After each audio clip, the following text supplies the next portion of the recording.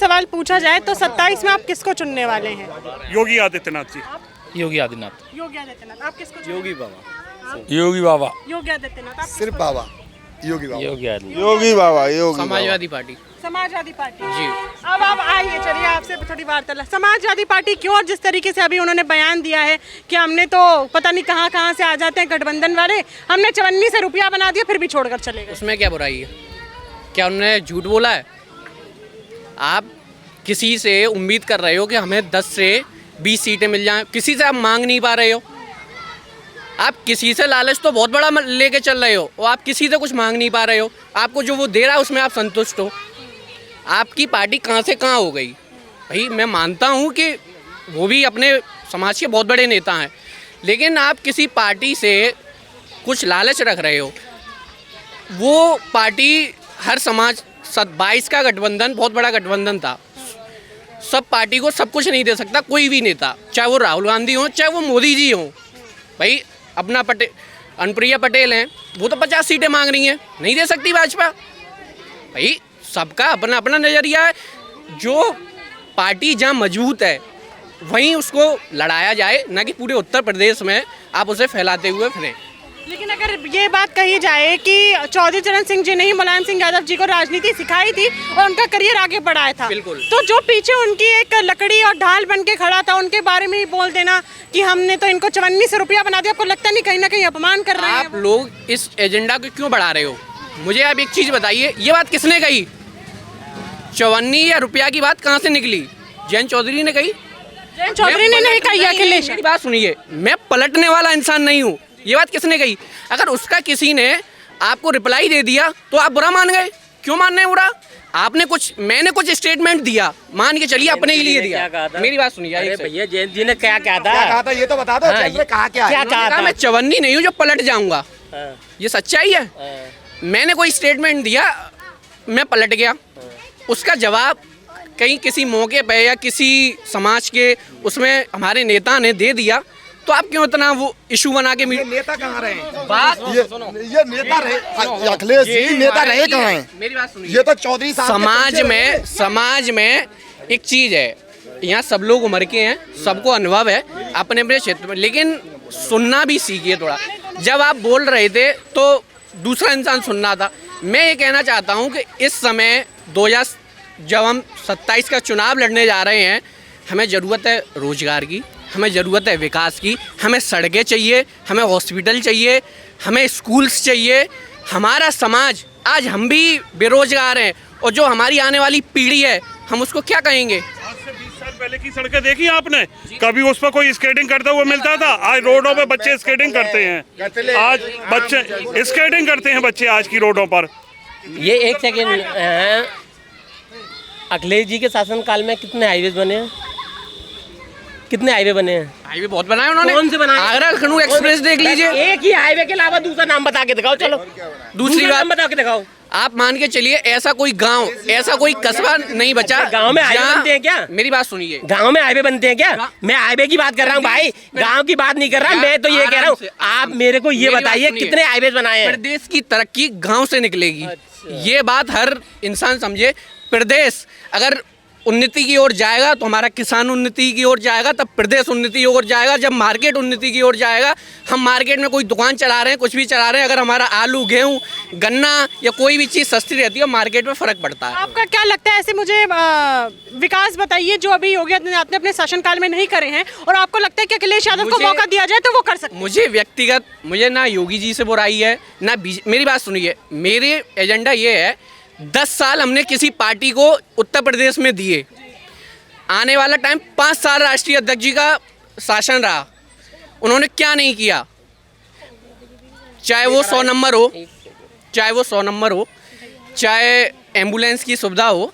मैंने स्थिति अपने यहाँ की देखी है, मुझे नहीं पता प्रदेश में क्या हुआ क्या नहीं, कि गांव में ट्रॉली में महिला को ले जाया जाता था जब उन्हें प्रसव की या किसी भी चीज़ की। आज वैसा नहीं है। आप मेड की लड़ाई से लेके कोई भी लड़ाई हो, आप 100 नंबर 10 से 5 मिनट में अपने पास पाते हैं। मैं ये मान के चल रहा हूँ और सभी लोगों से कहूँगा जो बीजेपी को वोट देते हैं या नहीं भी, आपने एक पार्टी को 10 साल मौका दिया, आप 5 साल उन्हें दे के देखिए, विकास की रफ्तार अगर बीजेपी ने डबल की है तो चौगनी अखिलेश यादव करके दिखाएंगे। मैं ये कहना चाहता हूँ, अगर आपके अखिलेश यादव जी ने इतना मेरे नहीं, सबकी पार्टी मेरी है। बात समझो, मैं तो कह रहा हूँ, मैं ये बोल रहा हूँ अखिलेश जी ने इतने अच्छे काम किए थे तो दोबारा रिपीट क्यों नहीं हुई सरकार? मैं बता रहा हूँ, हाँ। उसका एक फॉर्मूला ये रहा, कुछ पार्टी के या कुछ भी मान लीजिए जो वक्ता है या कुछ भी है, गलत स्टेटमेंट, थोड़ा आप भी बुरा मत मानिएगा, थोड़ा मीडिया का भी उसमें रोल बहुत अहम रहा।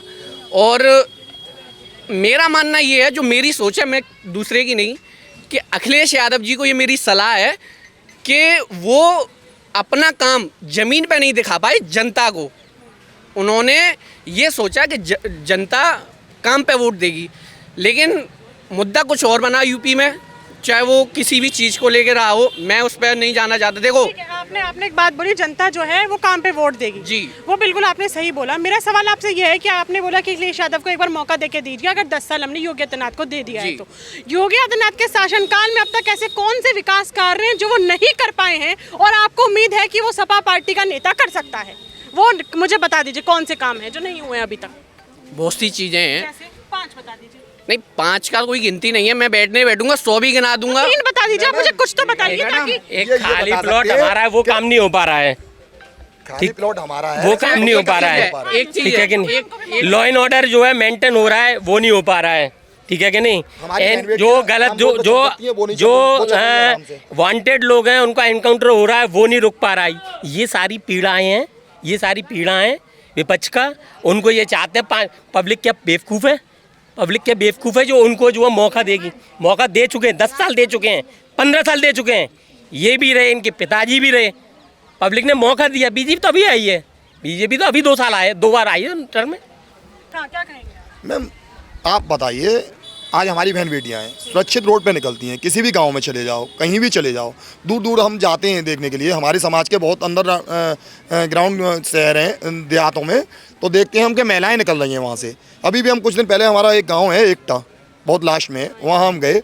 ऐसी जगहों पर भी बाबा की डिमांड है कि यूपी से हटके वो हमारे राजस्थान में आएँ, तो उनके कुछ तो अच्छे कर्म होंगे। और इनके कितने अच्छे कर्म हैं जिससे कि लोग इन्हें अपमानित कर रहे हैं बार बार। जैसे उनका कहना है कि अखिलेश यादव को मौका देना चाहिए, उन्होंने जो बयान दिया है वो कुछ गलत नहीं दिया है, सही तो कहा। मौका सबको देना चाहिए, वो बात ठीक है। जब सारी चीजें अच्छी चल रही हैं पहले से, फिर मौका क्यों दें किसी को? लेकिन उन्होंने अभी साफ तौर पे कहा, आप यहाँ आ जाइए, उन्होंने साफ तौर पे कहा है कि जो बयान दिया है वो गलत नहीं दिया है, इनका कहना है। तो बयान को इतना भावनात्मक तरीके से देखना गलत है। ये तो एक घर से ही चलता है रीत। हमारे 24 साहब ने कभी तो नहीं बोला अखिलेश जी ये वो। उनको हमेशा जाट सम्मान सिखाया है, सम्मान दिया सामने वालों को। उनके घर वालों ने सम्मान नहीं सिखा पाए अखिलेश जी को। ये उनकी उस्ता है, कमी है। कभी जाट ने किसी का वो तो नहीं करा है। किसी जाट समाज ने आज तक कभी कहा है कि मुलायम सिंह जी का एनकाउंटर होने वाला था और वो चौधरी साहब ने बचाया उन्हें अपने यहाँ बुला करके? कभी किसी ने कहा? जब इन्होंने जाट समाज को चवन्नी या उनको अपमानित करना शुरू किया, उसके बाद में ही ये सारी प्रक्रिया निकल के आ रही है। भाई हमारी भी उम्र कम है, जो हम देख रहे हैं वही हम बोल रहे हैं। आप कैसे देखते हैं? उन्होंने बोला कि ऐसा कुछ गलत बयान नहीं दिया है। वो तो आप जो पूछ रही थी, सैपई को अगर रहते ना भी तो सैपई में डांस होते खूब, जो होते आए, बाकी कुछ विकास नहीं होते। एक रक्षा मंत्री होके एक 4 वाटी में जो बता रहे दफ्तर भर्ती वाला खुलवाएंगे, वो तक नहीं खुलवा पाए हमारे मुलायम सिंह जी। तो जी क्या कर पाएंगे? विकास विनाश तो कर देती। वो तो विनाश कह रहे हैं। वो ठीक है, मुद्दा ये नहीं है कि डांस होंगे, ये व्यक्तिगत चीज़ें हैं। आप बात करिए विकास। आप कोई भी प्रधान बनता है, प्रधान क्या गांव में कर रहा है या कुछ नहीं, उससे ये पूछिए सड़क क्यों नहीं बनाई आपने, आप उससे पूछिए हॉस्पिटल क्यों नहीं बनाए। हमारा काम ये है कि अगर हमने कोई नेता चुना है उससे ये पूछें कि ये काम क्यों नहीं हुआ। ये चीज़ नहीं है कि उसका स्पेसिफिक। मैंने वही आपसे पूछा, आपका नज़रिया सही है कि दूसरी पार्टी को भी मौका देना चाहिए, अगर आपने 10 साल लगभग दे दिए एक पार्टी को। मैं वही आपसे लगातार पूछ रही हूँ कि ऐसा कौन सा काम है जो सीएम योगी नहीं कर पा रहे हैं, इसलिए हमें सपा को दोबारा मौका दे देना चाहिए, वो काम कर दे। तो मुझे काम तो बता दीजिए। विकास में काम ही तो आते हैं, जमीनी काम ही तो आते हैं। बिल्कुल। आज आपका पूर्वांचल एक्सप्रेस वे 10 गया, काम चल रहा है रिनोवेशन का, 6-8 महीने साल भर में रिनोवेशन चल रही है, ये क्या काम है आप बताइए।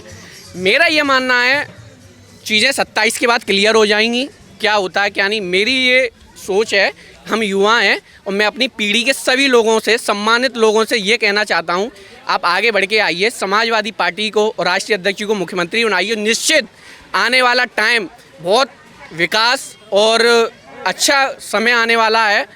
राष्ट्रीय अध्यक्ष जी जितना काम करके गए हैं उससे मैं मानता हूँ कि अच्छा एक चीज़ है, यूपी को नया क्या मिला, 17 से 26 चल रहा है, 9 साल हो गए, 22 में 27 में चुनाव है, मार्च में डिक्लेरेशन आ जाएगा।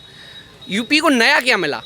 नया क्या मिला? 4-5 कोई बोला महंगाई, 4-5 हाईवे। क्या मिला बताओ?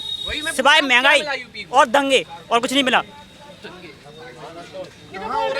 कहाँ? अभी आप इस रोड से निकलते थे, कितने समय से यहाँ रह रहे हो आप? इस क्षेत्र में कितने समय से रह रहे हो? 20 साल से। केवल 20 साल में यहाँ कौन सा दंगा हुआ है बताओ? इस क्षेत्र में यहाँ से तो बेरोजगार से क्या मतलब है? ड्यूटी करने जाता हूँ सर, मैं मजदूर हूँ। 20 साल में छीना, पैसे तक छीन लिए, मोबाइल तक छीन लिया। 20 साल से 20 साल के दायरे में। इसी सरकार में वो मैंने आपको बता दिया। मैडम आप इस जगह को देखिए। छोटा सा जवाब और है, मैं सिलाई का काम करता हूँ, टेलर हूँ। इससे पहले मेरी सैलरी थी 22,000 रुपये, आज मेरी सैलरी है कितनी? 15,000 रुपये। आपने क्या कुछ ग्रेजुएशन कर रखा है क्या? बोल ले दो। ये आपने ग्रेजुएशन कर रखा है, क्या कर रखा है? कैसा है मैडम? जो योगी आपको 50,000 महीने अकाउंट में भेज दें। अरे मोदी योगी से मुझे चाहिए नहीं, मैं तो अपनी मेहनत पर निर्भर हूँ। आज मैं 15,000 कमाता हूँ, 15,000 में घर नहीं चलता सर, 15,000 में घर नहीं चलता सर। मैं चाहता हूँ मेरी सैलरी हो। हमारा मानना ये है इस 10 साल में हमारे अभी 2026 22 अगस्त या 23 अगस्त को हम यहाँ खड़े हैं, चीनी का क्या भाव है बताइए आप?